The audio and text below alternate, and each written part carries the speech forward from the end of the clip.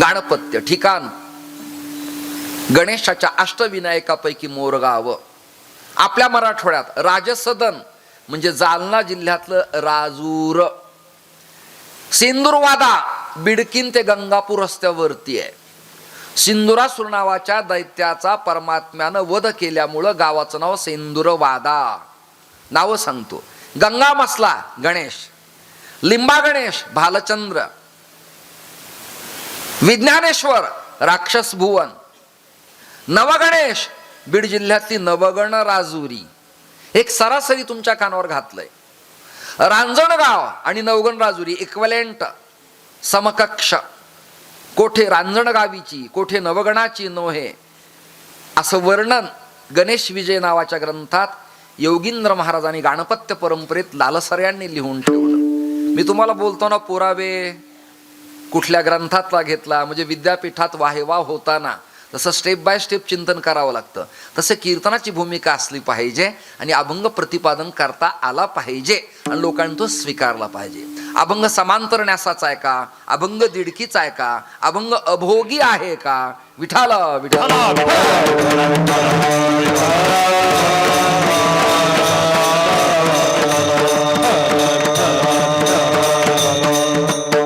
आद्य शंकराचार्यांनी सगळ्या देवावरती अष्टक लिहिली. काशिका पुराधिनाथ कालभैरवम भजे.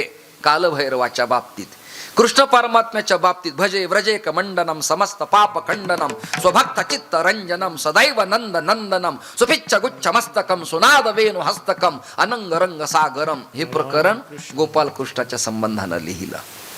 गणपतीबद्दल काय लिहिलं? मुदा करात मोदकम सदा विमुक्ती साधकम. हे चिंतन लिहिलेलं. गलद्दान गंडम लिहिलं. भृंगखंडम चला चारुशुंडम जगत्रोणुशुंडम लसद्दंतकांडम विपद्भंग चंडम शिवप्रेम पिंडम भजे वक्रतुंडम. हे गणपतीबद्दल लिहिलं. पांडुरंगाबद्दल महायोग पीठे तटे भीमरथ्याम वरम पुंडरीकाय दातुम मुनींद्राई हे वर्णन लिहिलं. पुढे खूप चिकार सांगता येईल.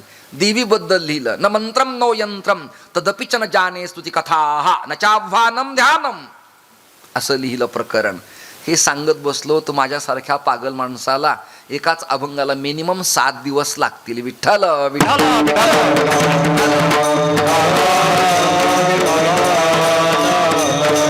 एक लक्षात धरा गड्यांनो, ऐकणाऱ्यांनो, 1-1.25 तासाच्या कीर्तनावरून कीर्तनकाराची विद्वत्ता कळत नसते. एकाच विषयाचा टॉपिक निवडून त्याला 7 दिवस चिंतनाला द्यावेत. मग कळतं पाणी दूध नीर क्षीर विवेक न्याय. मग कळतं. हल्ली कीर्तनाचा दर्जा कमकुवत होत चाललाय. काही गाणे, कविता, शेर शायरी, संत वाङ्मय एवढं मोठे की आपल्याला अन्य ठिकाणी भीक मागायची आवश्यकताच नाही. आणि आयोजकांना हे यथार्थ ज्ञान नसल्यामुळं भरणा व्हायला लागला. जुन्यांनी तरुणांना स्वीकारलंच पाहिजे. 100% या व्यापक मताचा मी आहे. पण मी वाक्य बोलतो मग टाळ्या द्या. जुन्यांचा ताठरपणा नाही, स्वारी, जुन्यांचा कर्मठपणा आणि नव्यांचा ताठरपणा शिथिल झाला तर महाराष्ट्रात शिवराज्य स्वराज्य तयार होऊ शकतं. हे व्हायला पाहिजे. यांच्यातल्या 4 जुन्या टाळकऱ्यांनी नवीन पोरांच्या पाठीवर हात फिरवायला पाहिजे. येईन तुला हळूहळू. येत जा, टाळ घे, चुकला तर चुकला.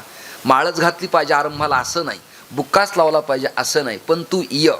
अन्य धर्मात आजान करायला, नमाज करायला, परवरदिगा खुदा अल्लाहची प्रार्थना करायला ते घेऊन जातात. गॅरेजवरच्या मेकॅनिकल पासून तर त्यांच्यातल्या उच्च एज्युकेटेड पोरापर्यंत सगळेजण धर्माचं शिक्षण घेतात. आपल्याकडे वार्षिक सप्ताहाचे 7 दिवस सोडले तर धर्म शिक्षणाचा अभाव आहे. हे तुम्हाला माना हलून कबूल करावं लागणार आहे. अभाव आहे आपल्याकडं. शपथ घेऊन सांगा, हे 7 दिवस जर गेले तर आपण वर्षातून एकदा तरी सामूहिक प्रार्थनेला गावातल्या मंदिरात एकत्र येतो काय? त्याचं उत्तर आहे नाही. नाही. नांदायला आलेल्या सुनेला सासूनी न रागवता आता म्हणावं, बाई तुझा स्वयंपाक खूप चांगला आहे, तुझं वागणं चांगलं आहे. कालांतरानं थकल्यावर त्या सासूला ती सुनबाई आई या शब्दानं आर्द्रव भावानं आवाज देते आणि जवळ जाऊन पायाला तेल लावते. हे करावं लागणार आहे. चोपदारांना म्हणावं लागेल तुमची सेवा खूप चांगली आहे. कारण चोपदार हे पद सामान्य नाही. काही बुवा कधी कधी त्याची विकेट घेतात, हे बरं नाही. ऐका ना, चोपदार हे दत्त स्वरूप आहेत. दत्त चोपदारी करीत असे. नाथरायांच्या दरबारात भगवान दत्तात्रेय स्वरूप आहेत.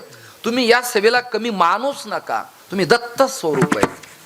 तुम्ही अत्यंत मोठ्या पदावर आहेत. तुम्ही धर्मसंरक्षक कवच तुमच्या हातात आहे. तुमच्याकडे भाला बरचा पूर्वी असायचा, आता चोप हातात आलेला आहे.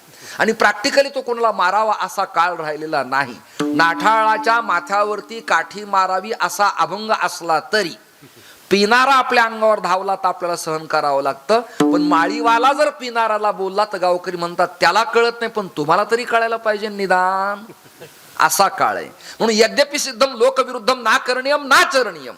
काही गोष्टी खऱ्या असल्या तरी लोकांना रुजत नसल्या, पटत नसल्या, कळत नसल्या, फावत नसल्या तर सांगू नयेत. सांगू नयेत. मग काय करावं? हळूहळू हळू डहाळे डहाळे ज्ञानोबऱ्यांची उभी आहे. बस हळूहळू जवळ घ्यावं. वा मस्त वाजवलं, छानच. तुमचा ध्वनी चांगला आहे. तुमचा ध्वनी चांगला आहे. फक्त वरच कमी करा, आत आवाज द्या. त्यांनी ऐकलं हो. ऐकलं ना तुम्ही? माझ्याकडे बघा ना प्लीज, बघा. ऐकलं? येता येता एक गोंडस लिकरू मला दिसलं आता येताना. कोणाचं होतं काय होतं माहित नाही. त्याच्या गालाला मी हात लावला.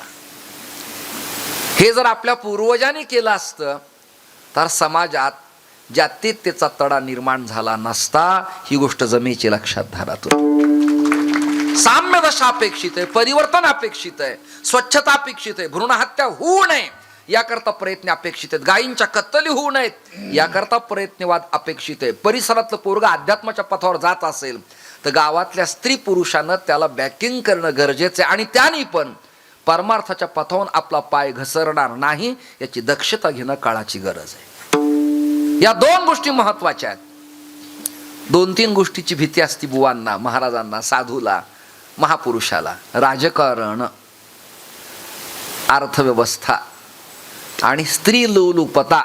या 3 गोष्टी जो अडकत नाही त्याचं देवही वाकडं करू शकत नाही. विठाला विठाला